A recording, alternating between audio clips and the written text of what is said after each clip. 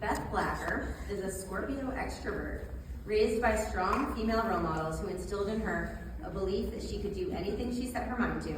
She now runs a home organizing and mood management business called It's Just Stuff. Beth will be reading A Touch of Love.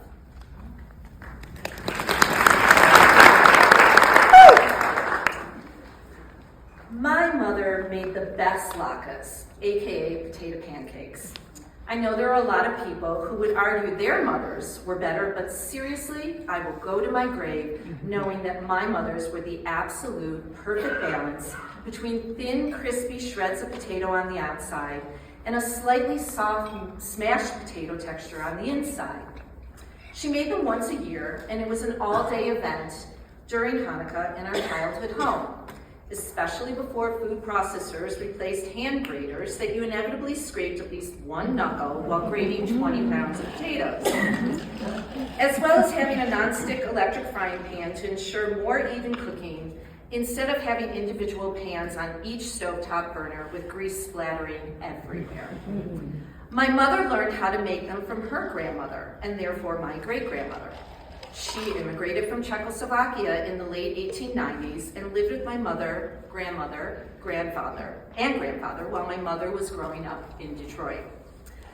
By the time I was born, my great-grandmother had more or less passed the latke frying pan on to my mother, and I was her assistant as soon as I was old enough to stand on a step stool at the kitchen counter and help with the annual ritual.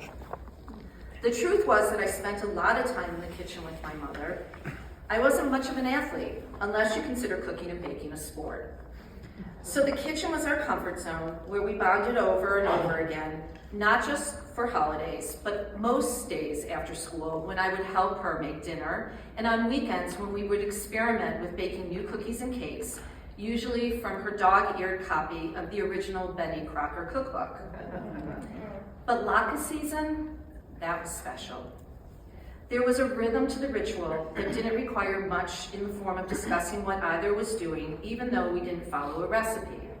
It was more about the actual process that created the perfect texture our family craved. We always made sure to do a few tests before committing too many spoonfuls of batter to the hot oil, a smell that lingered in our house for days despite the attempts to keep the odor from settling in. We cracked the kitchen windows just enough to not let in too much of Michigan's frigid cold air, but still release the fried smells out. We spread aluminum foil all over the kitchen counters to make for a much faster cleanup and had plenty of paper towel on hand to absorb the extra oil after each golden pancake came out of the frying pan. Was there the right amount of salt and pepper? Did we squeeze enough of the bitter juice from the onion? Did we need to add a few more eggs? Was the oil hot enough to ensure the latkes didn't absorb too much? Or was it too hot, and therefore did they cook too quickly on the outside and the inside was still raw? Did we flatten them enough with a spatula or spoon to get just the right thickness? Yeah, we were kind of obsessed when it came to making latkes, and while our entire family was obsessed with eating them, I think it is fair to say that the experience the two of us shared was unique and ever so special. Sure, we both smelled like fried oil and our feet ached after standing over the frying pans for hours, but most importantly, we shared a banter that no one else in the house could possibly participate in with us. Truth be told, what made my mother so special, it will always be her touch of love. While mine definitely tastes the same as hers, and hers tastes the same as her grandmother's, each of us brought, and in my case, continue to bring our own meaning to the ritual. And that will always translate to why any of us carry on these holiday traditions. They are about feeling loved. My mother was not the most demonstrative or outgoing person, and she didn't necessarily show her love for us in big or loud ways. She was soft-spoken and didn't like drawing attention to herself. I definitely take after my much louder and not so soft-spoken father with regard to that part of my personality, and yes, for better or for worse. But my mother, showing any outward affection just wasn't her thing. However, cooking and baking, that really was her love language, and I would do anything to be able to stand in a kitchen with her again, making any of the favorite family recipes. But sadly, she passed away in 2005 at the age of 65 from multiple myeloma, an age I am rapidly approaching. I can't help but feel mournful thinking this need to keep traditions alive may die with me. It is the closest I can come to feel my mother's spirit by maintaining these traditions for my family. I guess it remains to be seen what my kids will do when I am gone. They never really embraced making latkes with me when they were younger. I suppose I could have been hurt or disappointed, but honestly, I never expected them to participate in the ritual any more than my mother expected my brother and sister to participate like I did with her. But trust me, when my son once told his father after we were divorced that he should have me make latkes for their separate Hanukkah celebration, I'm not gonna lie, I felt like I won at life. Hey, there are very few things I will compete over, especially with an ex, but I happily wore that medal with honor.